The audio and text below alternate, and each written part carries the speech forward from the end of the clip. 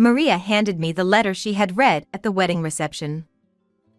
I wasn't completely clueless about the situation, but I knew I needed to say something sincere to Maria. Maria, thank you for being born. I wish your father could have seen you in your wedding attire too. Maria's personality changed dramatically after my husband Ted disappeared 15 years ago. Previously, she had been a bright and curious child, but she became timid and withdrawn. It's likely that her father's absence had something to do with it. Maria collapsed in tears upon hearing my words. I initially thought it was due to overwhelming emotions, but something seemed off. She grabbed my hand while crying, her grip so strong it might leave a bruise.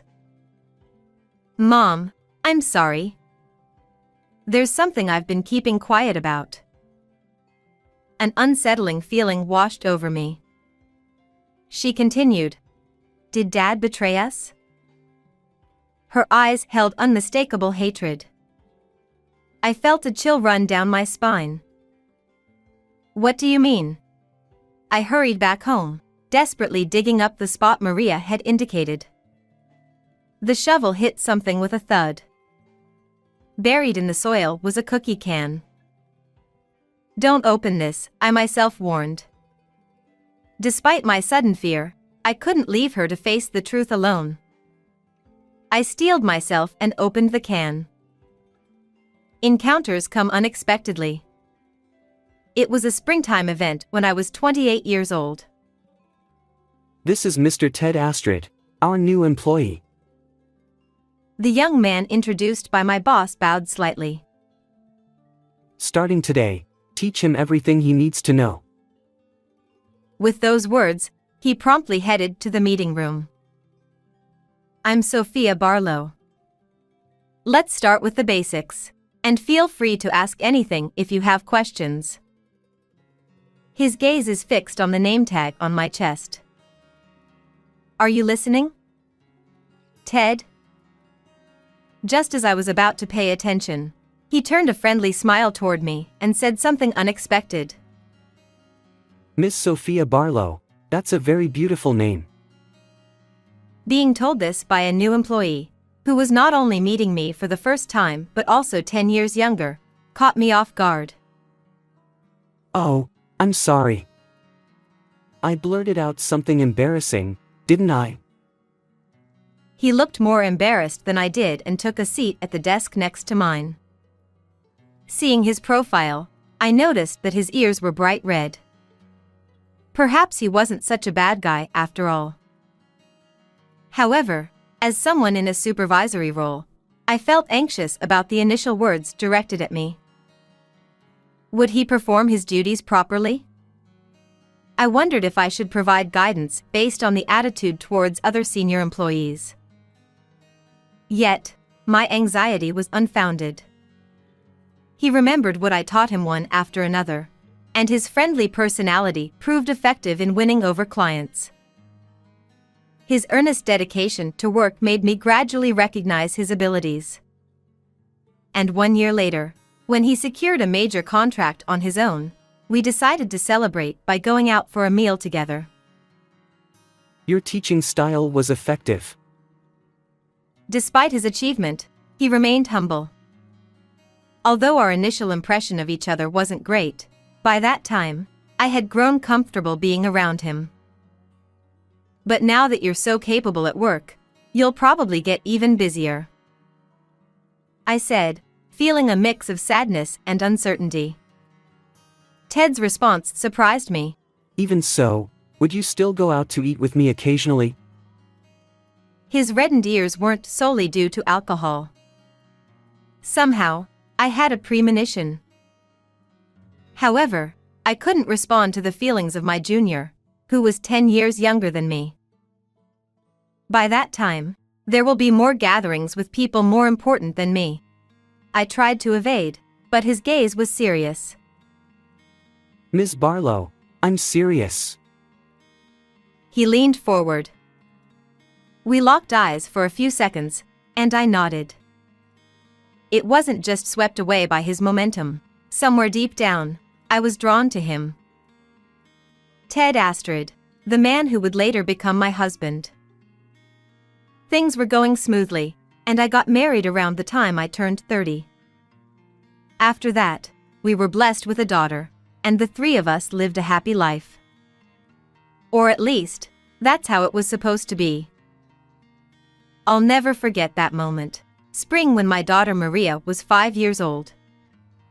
After putting her on the kindergarten bus, I was chatting with a neighbor when my phone rang. It was a call from Mr. Johnson, my former boss whom I had only met through my husband Ted's stories since I quit my job before Maria's birth. Hello? Miss Barlow, no, I mean, Miss Astrid. Mr. Johnson's voice came through the phone. And with that abrupt interruption, my life took an unexpected turn. I'm glad to hear you're doing well. By the way, I haven't been able to get in touch with Ted. Do you know anything about him? What? Ted was supposed to be in Hong Kong on a business trip for the past 3 days. According to my former boss, he had not been on a business trip and had not come to work since Monday of that week.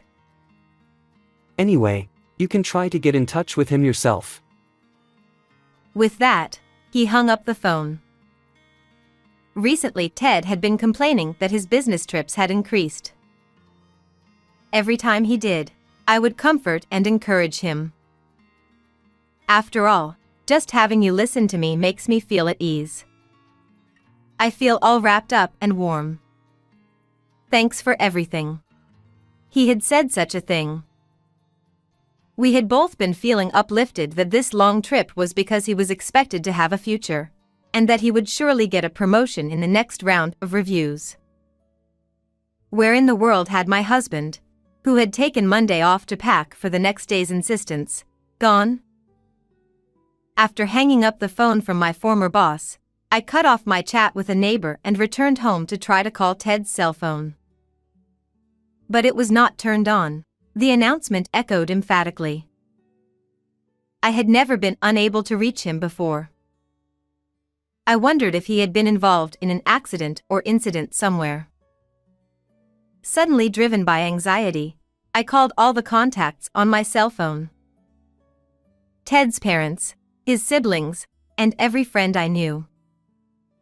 But no one knew where Ted was. The days that followed were so painful that I don't even want to recall them. My in-laws suggested that I file a missing persons report for Ted, but I never found a single clue. I shamelessly asked my former boss for help, reapplied for a job at my old place of employment, and worked as if to fill the void left by my husband's absence. But at the same time, my daughter Maria's smile began to diminish. My life was completely different than it had been before, even though I was working shorter hours. For Maria, her father was gone, and she had less time to spend with her mother. Her loneliness was painfully obvious, but we both had to get over it. I was uncomfortable because I was treated within the company as the wife whose husband had run away from her and the poor woman who had to clean up the mess. Only my colleagues, who had known me for a long time, treated me normally, but I could see a wavering pity in their eyes. I gritted my teeth, even though it almost drove me mentally to the edge. I acted as cheerfully as possible in front of Maria. I did not want her to feel anxious or lonely. I wanted Maria to have a life without any inconvenience, and that was all I wanted. When she was in elementary school and getting used to life with just the two of us, I made a request to my boss. As long as it's not too much for you. He was probably concerned about me, but I could only thank him in a clerical way because I had lost faith in anyone at that time. Then I started an online store as a side business. 15 years have passed since then. I muttered to myself as I watched the cherry blossoms begin to bloom. Mom, what's wrong? Maria, who was walking in front of me, looked back.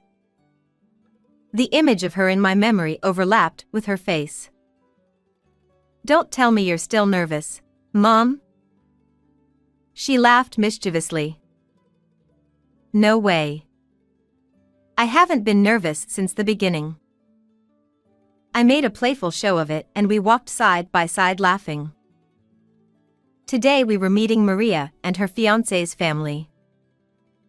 Maria, now a fully grown woman, had met her fiancé at the city hall where she had started working after graduating from college. She had graduated from college and started working as a public servant, so it would have been better to get married a little later. Maria was only 23 years old. The day I was first introduced to him, I blurted it out, but Maria said it matter-of-factly. Even you had a gut feeling when you married my dad, didn't you? I had a complicated feeling as my own black history was dredged up, but it was indeed true. No matter what anyone says, I will marry this man. Once I made up my mind, I would go straight ahead. Her character was just like mine. If it looks like you're going to fail, come back to our house as soon as possible. It won't come to that. We enjoyed such conversations many times during the days leading up to the wedding. A few months later, Maria's wedding took place. I watched from a distant seat as my daughter was surrounded by many congratulations. Toward the end of the reception, it was time for the standard bridal letter to the parents. I thought I had told her I didn't want that part because it was too embarrassing. Even though she had said she wouldn't do it either. I couldn't have tears in my eyes in front of so many people. No matter how much sympathy and comfort I had received since Ted's disappearance, I had come this far without crying in public. Let me play the strong mother who never cries, no matter what, until the very end. With such determination in my heart, I stood on the stage without any prompting. To my beloved mother. Maria began to read the letter. She began by telling me about the time when Ted was still around, how she missed him when he disappeared and she had less time to spend with me, how she started helping me a lot to support me when I was absorbed in my work, her adolescent rebellion, and how grateful she was to have lived an unencumbered life through high school and college. All the events described in the letter, and more than that, the casual days we spent together, came back to me as if it were only yesterday. I will never cry. I made eye contact with Maria and was about to laugh with her, as we both always do, when Maria's voice stopped. I looked at her and saw my daughter crying in her beautiful wedding dress. Seeing her again, she was so beautiful, I felt as if she were a different person. Maria was so young and had always remained a child in my mind. But after today, every day will be different from the one before. When did she become such a beautiful and wonderful lady? I can vividly remember everything that has happened, but she seems to have already gone beyond my reach as she cries while reading my letter to me. Then suddenly tears spilled from my eyes. And they poured out one after another. The tears were a mixture of being proud of my daughter who had become a full-fledged person, wishing her eternal happiness, and feeling the loneliness of being alone in the future. After the wedding reception was over, I made my way to the bride's waiting room. Maria, who was taking a break, came running up to me. I never thought you would cry, Mom. In all the years we had lived together, I had never cried in front of her, no matter how painful it was. She seemed surprised that I had cried. I told you not to read your letter to me. To hide my embarrassment, I intentionally pretended to be angry. But Maria, who usually gets into my groove, had a mysterious look on her face. Then she handed me the letter she had read at the reception. I am not so air-headed as to make a joke here. I must say something to Maria in all seriousness. Maria, thank you for being born. I wish your father could have seen you in your finest moment. After Ted disappeared, Maria's personality underwent a drastic change. Before that, she was a bright and curious child, but she became timid and withdrawn. It was likely related to her father's absence. She wondered if she was an unwanted child, if her existence was the reason her father was no longer there. To avoid feeling unnecessary or unwanted, she began to carefully observe people's reactions and moods. Once Maria realized this, I showered her with affection, ensuring she didn't feel anxious. By the time she reached adulthood, she had returned to her cheerful self. Today was a special day for her, and I didn't want to see her sad. I hoped she would focus on the future rather than being trapped by the past. For me, Maria's birth was the greatest happiness. Surely, her father, who lives on in Maria's memories, had eagerly awaited this day. That was the message I desperately wanted to convey. However, when Maria heard those words, she suddenly broke down in tears. She seemed to be deeply moved, but something was off. While crying, she gripped my hand with such force that I feared it might leave a bruise. "Mom, I'm sorry. There's something I've kept silent about for a long time." An unpleasant premonition washed over me. I didn't want to hear what came next. But my hopes were dashed. Maria slowly revealed the truth. "Mom, did Dad betray us?" Her eyes held unmistakable hatred. I felt my blood run cold. "What do you mean?" Even if it were true, how did Maria come to know such a thing? Of course Maria understood that Ted had disappeared, but where did he go and why was he gone? I didn't even know those things. For a long time, I wasn't sure when to tell you. But I didn't want you to be alone with the secret once I was gone. Apparently, the secret was buried in a flower bed in the garden of the house. I'm sorry I didn't tell you until today. At that moment, the groom came into our waiting room after changing his clothes. He was surprised to see Maria crying in pain because she was so sorry for me. I understand. It's okay. After briefly explaining the situation to him, I left Maria to him and ran out of the room. It takes 20 minutes by train from the hotel where the wedding was held to my home. Without caring about my appearance, I ran to the station and squeezed through the crowd to catch the train. The train felt slower than usual. I tried to calm my frustrated self multiple times, but it didn't work. Even after getting off the train, I continued running and finally reached home. Despite being out of breath, I desperately dug up the spot Maria had specified. The shovel hit something with a thud. Buried in the soil was a cookie can. I knew I shouldn't open it. Suddenly, fear gripped me. But I couldn't burden Maria alone. I reminded myself not to avert my eyes from the truth and opened the can. Inside were several photographs. Ted and a heavily made-up woman were captured in each one. As I examined them, I discovered intimate photos of the two entangled in passion. Instinctively, I looked away. Could this be the reason Maria mentioned for Ted's disappearance? For a while, I remained crouched in the garden, unable to move. Why would something like this be buried here? The cold night air still enveloped me. The next day, when Maria returned home, I asked her for the truth. It came from Dad's desk. Was it the same desk we had kept in the house for a while after Ted disappeared? I had thoroughly searched it for any clues. I've also examined that desk, I replied, my voice still shaky and unintentionally accusatory.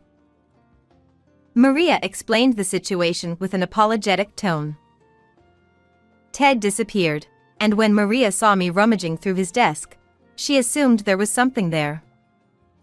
Although she didn't know what it was, she desperately searched through the contents of the desk. Eventually, she found an envelope hidden deep in the bottom drawer. I thought this could help Mom. When she opened the envelope, the same photographs emerged. Young Maria couldn't fully comprehend what was happening in those pictures, but they made her feel incredibly uncomfortable. She felt she shouldn't show me these photos, so she hid them in the cookie can where she kept her toys. I intended to keep this from you, Mom. But what if you found it after I left? It was too heavy a burden for a child to bear alone. To think she had been hiding this all along, I had believed I was protecting her, but perhaps it was the other way around. I'm sorry, Maria. I whispered, my anger toward Ted welling up. To leave such cruel evidence for the family I abandoned. It was a feeling of boiling anger at his irresponsibility. Even if I let my emotions take over in anger, nothing would begin. No, in this case, it should end properly. I headed to the detective agency with the photograph. I had struggled so much to find Ted's whereabouts until now. But based on that photo, the detectives easily pinpointed Ted's location, a tower apartment towering near a certain station, visible in the photo. They staked out the place and confirmed Ted and the woman coming and going. And they even determined the room number for me. They said Ted frequently used food delivery services, so I decided to impersonate a delivery person and sneak into the apartment building.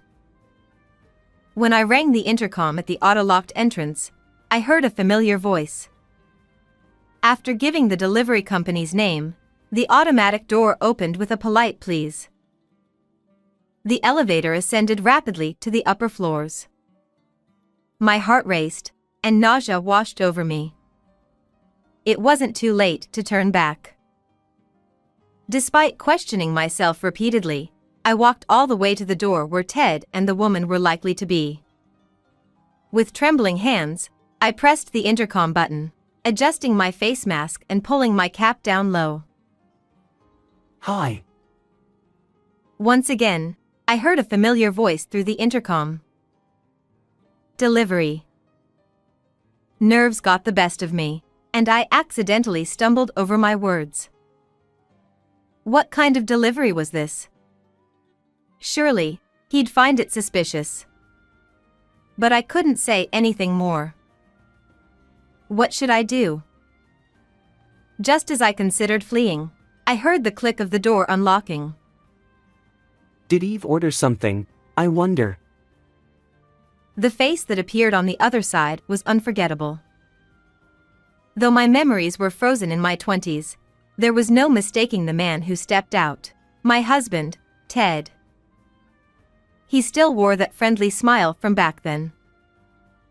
Ah. My voice slipped out, but Ted didn't seem to recognize me yet. Ha! What is the delivery? Ted glanced around me, noting that I only carried a shoulder bag. And then, "What's going on, Ted?" A nearly half-naked woman emerged from behind Ted.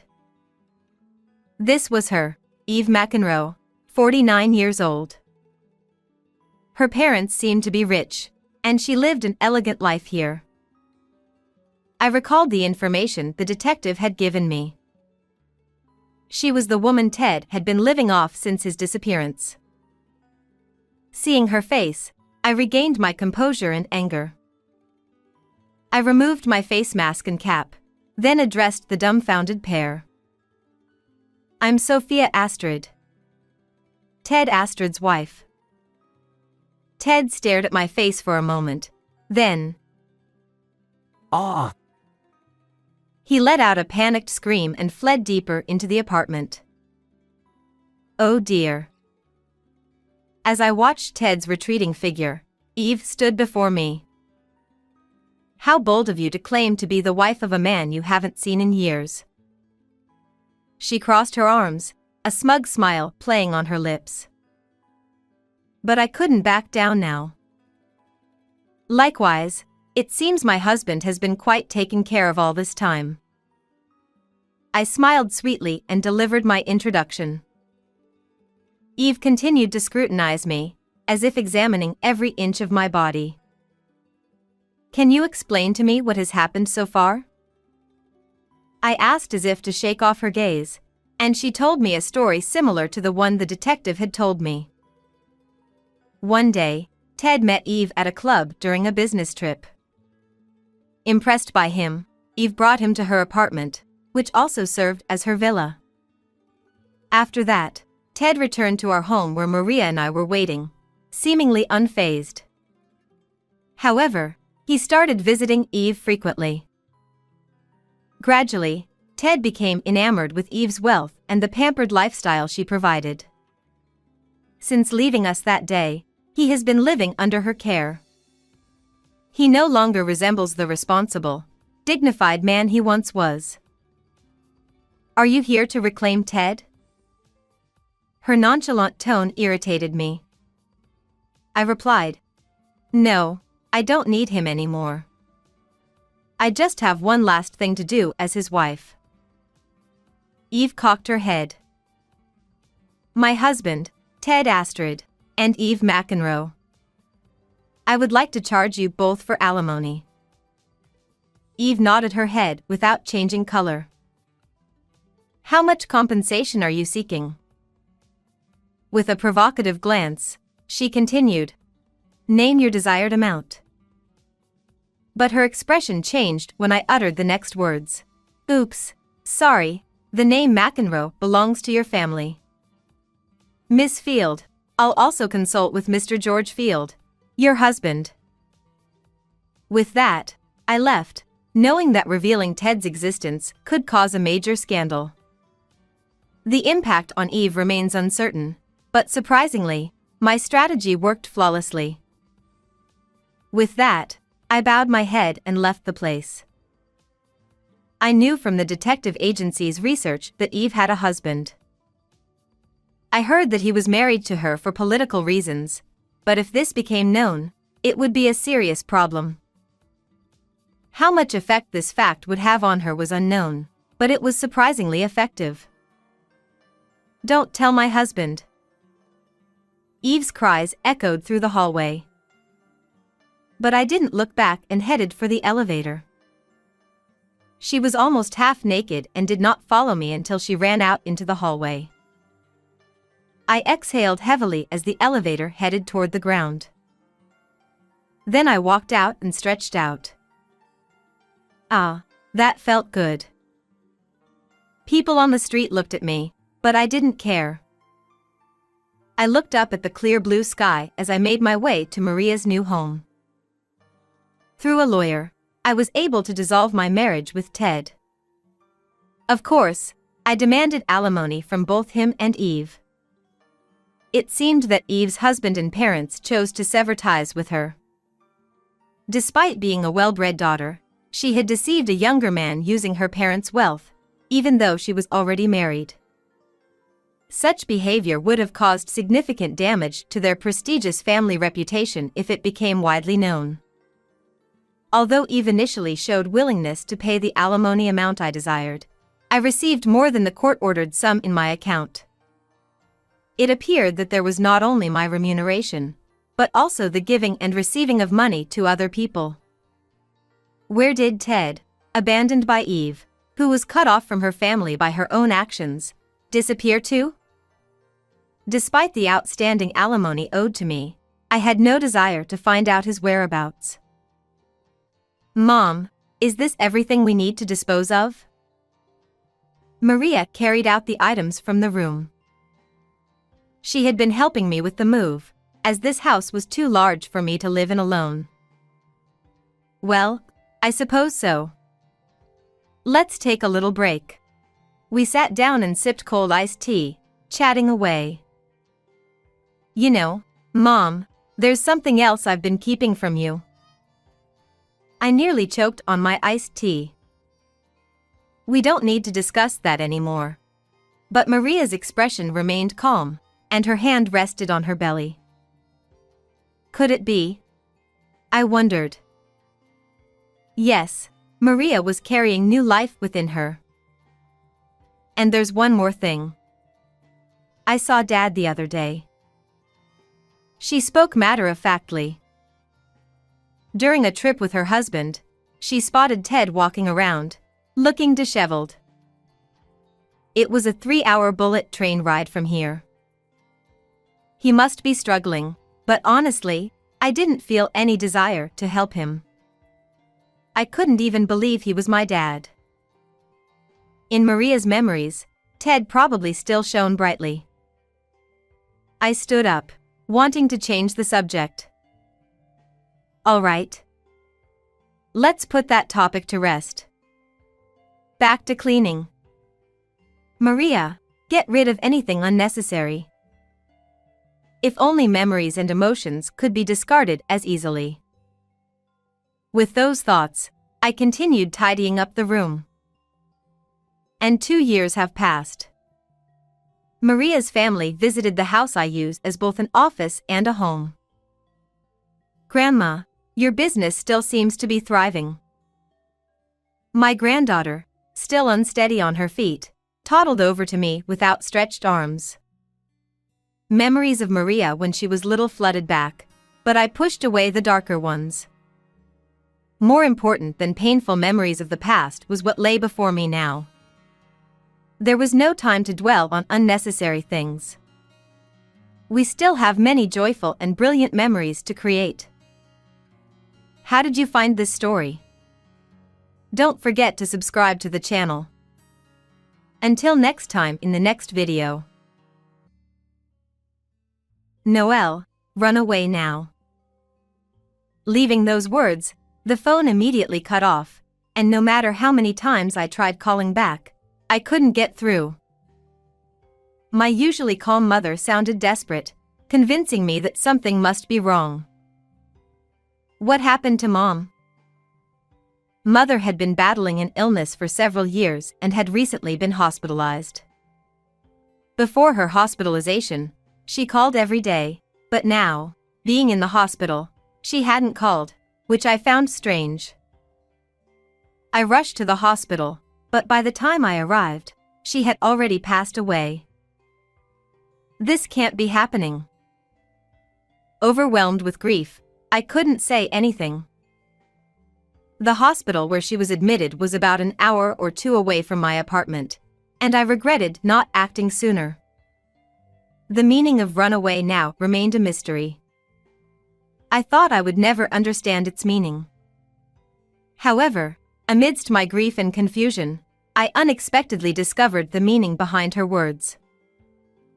I'm Noelle, a 25-year-old office worker. My parents divorced before I can remember, and my mother raised me with great care by herself. After becoming an adult and living alone, I saw her less often, but as a child, she took me to my favorite amusement parks and sent me to college despite financial struggles.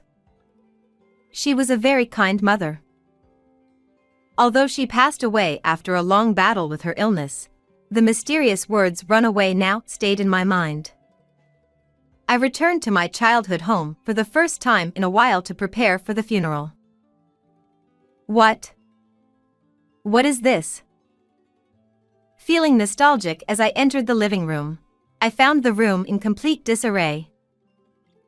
The wardrobes and closets were particularly ransacked, and I realized that my mother's valuables were missing. The necklace I gave her with my first paycheck was gone too. I immediately contacted the police, but they said it might be the work of a serial burglar that's been active recently. I left this matter to the police and proceeded with the funeral preparations. On that day, many people came to mourn my mother. People who had been kind to us in the past attended, bringing back nostalgic memories, but I felt a pang of loneliness realizing I would live without family from now on. Still, I decided to see my mother off with a smile, sharing memories with everyone. After the funeral, a man approached me. Long time no see. Do you remember me? I didn't recognize the man who spoke to me so familiarly and wondered if such a young person could be one of my mother's acquaintances. I'm sorry, who are you? Well, you were little, so it's not surprising you don't remember. I'm your older brother, Dominic. He smiled warmly. I was shocked to hear that I had an older brother. Moreover, I had never met this person before. As I was skeptical, Dominic showed me a photo. Look, here's Mom, and this is you. That is definitely my mother when she was younger. The woman was unmistakably my mother, and the child next to her looked just like Dominic. It seemed true that he was my brother, and I was happy to know I had family. But why had Mother hidden his existence from me? But I never knew I had an older brother. I see. It must have been hard losing Mom. But now I'll be here to support you. With his words, I nodded. Yes. But the questions remained. I had often wished for siblings when I was young. It seemed unlike my mother not to find a way for us to meet. Maybe she had her reasons. I tried to convince myself of this and suddenly thought of something else to ask. By the way, what about Dad? Didn't he come? Oh, Dad said he has nothing to do with us anymore and didn't come. I see. I hope I can meet him someday. Dad's a terrible person. He practically abandoned you and Mom. Even though they divorced, it seemed cruel for him not to attend her funeral. Dominic continued to check on me, often inviting me out for meals. During one of these outings, he told me that after the divorce, Dad frequently asked Mom for money, and he was worried that he might come after me next. Dominic seemed very concerned about me, and having a brother felt reassuring. However, I was soon to discover a shocking truth during the process of sorting through my mother's belongings. About a month after the funeral, while finishing up the organization of her belongings, I found a notebook in a dresser. As I flipped through it, I realized it was my mother's diary. It seemed she had written in it daily since before the divorce, and there were 10 volumes in total. Feeling a bit guilty, I opened it. Seeing her neat handwriting brought tears to my eyes. Dominic came to visit. Even though we had agreed never to meet again as per my ex-husband's conditions, I was so happy that I secretly gave him some pocket money. I couldn't help but chuckle. It was endearing to see such interactions that I was unaware of, but the tone gradually changed. Dominic visited again today. But he just said, "Give me money," and left. I began to feel uneasy about my brother's behavior as described by my mother. His actions were increasingly troubling. Today, Dominic threatened me and I gave him money again. Indeed, it was written in my mother's handwriting. What does she mean by threatened? It gave me a bad feeling. When I refused to give him money, he said hurtful things. Today, he told me, "Your only worth is your money." The trembling handwriting made it seem all too real. Why would my brother say such things? I'm enduring it because it's his rebellious phase. As I read on, trying to understand her perspective, I stumbled upon a horrifying entry. Today, when I refused, he brought a knife from the dining room and threatened me. I was so scared that I gave him the money. I know I shouldn't keep doing this, but what can I do? I couldn't believe what I was reading. I was horrified by my brother's true nature and felt ashamed for not realizing it sooner. The person described in the diary seemed like a different person from the brother who had kindly smiled at me. Even though we live apart, he's still my precious son. I can't go to the police because it might be due to the divorce." Her words squeezed my heart.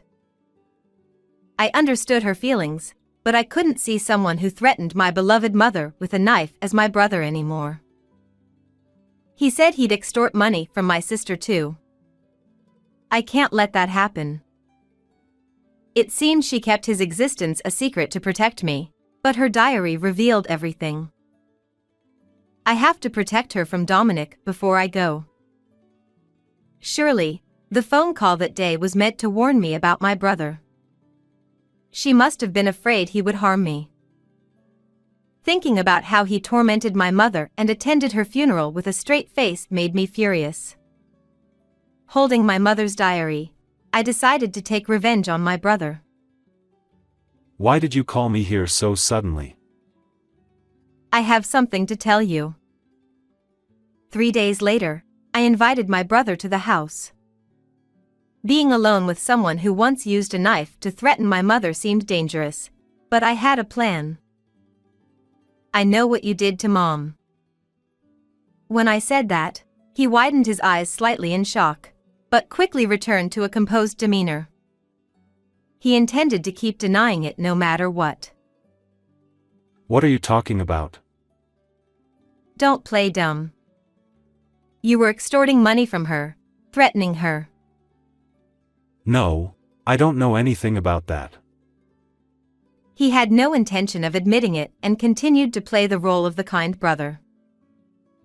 Realizing this wouldn't get anywhere, I decided to perform a little act to get him to confess. Before she died, she told me everything. I pretended not to know to get back at you. Hearing this, his attitude visibly changed. Huh. He sighed, slouched in his chair, and looked at me with annoyance. So, you found out, huh? "Why did you threaten her and even use a knife?" To my question, he responded, and after a mock thoughtful pause, Stress relief? he said with a smile. There wasn't a hint of guilt in his expression, as if he believed he had done nothing wrong. "She never went to the police because she was thinking of you." Of course not. I'm her son. I was just getting pocket money. He said without a shred of remorse. I felt dizzy. I couldn't believe this man was my blood brother. "I'm going to the police." Huh? They won't listen to you without evidence. "I have evidence." Saying this, I pulled out her diary. She wrote everything down in here. I could just tear that up right now. There are many more diaries and pieces of evidence she left. Destroying this one won't help. His face twisted. Realizing he couldn't easily erase the evidence, he began trembling with anger. So, I just have to stop you from going to the police? Shouting, he kicked his chair and started knocking things off the shelves. The room became a mess as vases and cups shattered. Once he had knocked everything over, he ran to the dining area and grabbed a knife, slowly approaching me. If you agree to be my cash cow, I'll let you go. At that moment, the sound of a police siren echoed nearby. He seemed to be very afraid of the police, looking around in panic. When the police entered the house, he was still holding the knife, looking bewildered. Why are the police here now? He shouted in frustration. He seemed shaken by the presence of the officers in the living room. I asked them to come. Huh? He looked at me dumbfounded. I decided to reveal the big part of my act. I asked a colleague from my company to call the police at this time. What? I figured her diary alone might not be enough evidence, so I planned to have the police catch him in the act of threatening me with a knife. It was all a setup. Stop messing around. He shouted, lunging at me, but was immediately subdued by the police. Hey, stop it. Let go of me. He struggled violently, trying to break free, but with 2 officers restraining him, there was no escape. After they handcuffed him, he seemed to realize he had no way out and became quiet. I'm sorry. Forgive me. I was wrong. Desperate to avoid being arrested, he started apologizing to me frantically, his face contorting as if about to cry. No matter how much you apologize, it won't reach her anymore. Who cares about that? Just don't involve the police. It's not that simple for us. She was always afraid of you. Parents are just cash cows for their kids. He kept cursing, but I ignored him. As he was being led away by the police, he started sobbing. I'm sorry. Please, not the police. I won't forgive you for what you did to her. Officers, take him away. As I declared this, his face twisted in agony. Thinking only of his own protection to the end, he was finally taken away by the police with a miserable look, tears and snot streaming down his face. Later, the police investigation revealed that he was a habitual burglar and was sent to prison. It seemed he had been desperately avoiding the police because he feared exposure of his past crimes. He was also the one who had ransacked the house and pawned the necklace I had given her. Even in prison, he kept causing trouble, extending his sentence repeatedly. Although I lost my dear mother, I am now engaged to the colleague who called the police that day. He is kind and understanding, and I am happy to have met him. I'm sure she is watching over us from heaven. When we visit her grave together, I know she will be happy for us. How did you like this story? Please subscribe to the channel. See you in the next video.